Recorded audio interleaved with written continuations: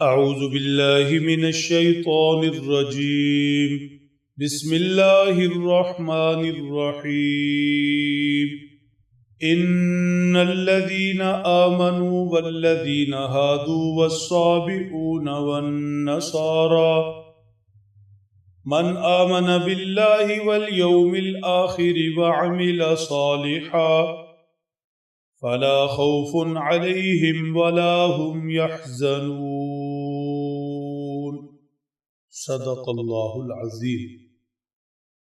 گزشتہ درس میں جو آیت شریفہ تلاوت ہوئی اس میں اللہ جل شانہ نے حضرت صلی اللہ تعالی علیہ وسلم سے ارشاد فرمایا، قل یا اہل الکتاب لستم علی شیء حتی تقیموا التوراۃ والانجیل۔ ہمارے محبوب صلی اللہ علیہ وسلم اہل کتاب یہود و نصارہ سے کہہ دیں، انہیں دعوت دے دیں، یہ کسی چیز پر نہیں، حق پر نہیں، جنت کے رستے پر نہیں، اللہ کے محبوب نہیں، یہاں تک کہ تورات و انجیل قرآن پاک کو پوری شان سے تسلیم نہ کر لیں۔ آج تلاوت کی آیت شریفہ میں جملہ کفار، سارے کافر، چاہے وہ یہودی ہوں، نصارہ ہوں، سائبین ہوں، چاہے وہ کوئی بھی ہوں، ستاروں کی پوجا کرنے والے، سورج کی پوجا کرنے والے، ہندو، سکھ،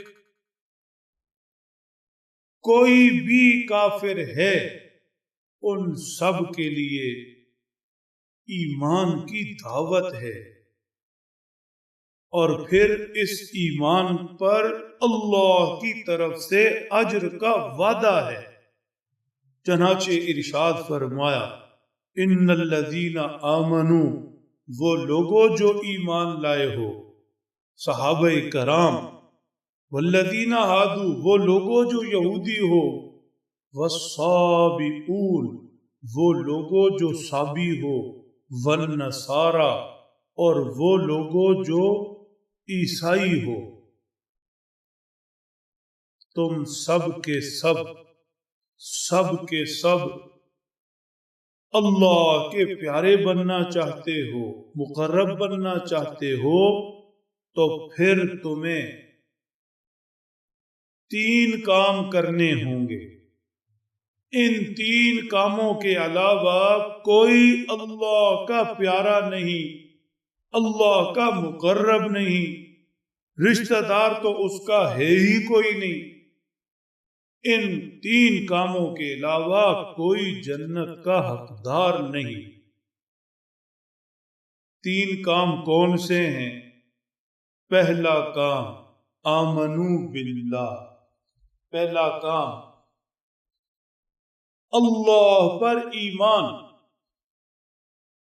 اللہ کا پیارا وہ، اللہ کا مقرب وہ، محبوب وہ، جنت جانے والا وہ، من آمن باللہ، جو اللہ پر ایمان لائے، جیسے اس کی ذات پاک ہے اور جیسی اس کی مبارک صفات ہیں، اللہ پر ایمان لائے، اللہ کے حکموں پر ایمان لائے، اللہ کو بھی مانے اور اللہ کی بھی مانے۔ یہود و نصارہ کہتے ہیں کہ ہم اللہ پر ایمان لاتے ہیں، لیکن اللہ پر ایمان تب مکمل ہوگا، قابل قبول ہوگا، جب اللہ کا حکم مان کر نبی اکرم جناب محمد الرسول اللہ صلی اللہ علیہ وسلم پر بھی ایمان لائیں گے، اور آپ پر اترنے والی کتاب قرآن مجید پر بھی ایمان لائیں گے۔ بھلا یہ کہاں ممکن ہے کہ حضور پاک صلی اللہ علیہ وسلم پر تو ایمان نہیں، لیکن دعویٰ ہے کہ ہم اللہ پر ایمان رکھتے ہیں، اللہ پر ایسے ایمان قابل قبول نہیں۔ اللہ پر ایمان ہو، اللہ کے حکموں پر ایمان ہو، سب رسولوں پر، ساری کتابوں پر، والیوم الآخر، اللہ کا محبوب پیارا بننا ہے تو پھر آخرت پر ایمان ہو۔ آخرت میں رب تعالیٰ کے حضور پیش ہونا ہے، اچھے برے کا حساب ہونا ہے، جنت دوزخ کے فیصلے ہونے ہیں۔ یہ احساس، یہ فکر دامن گیر رہے۔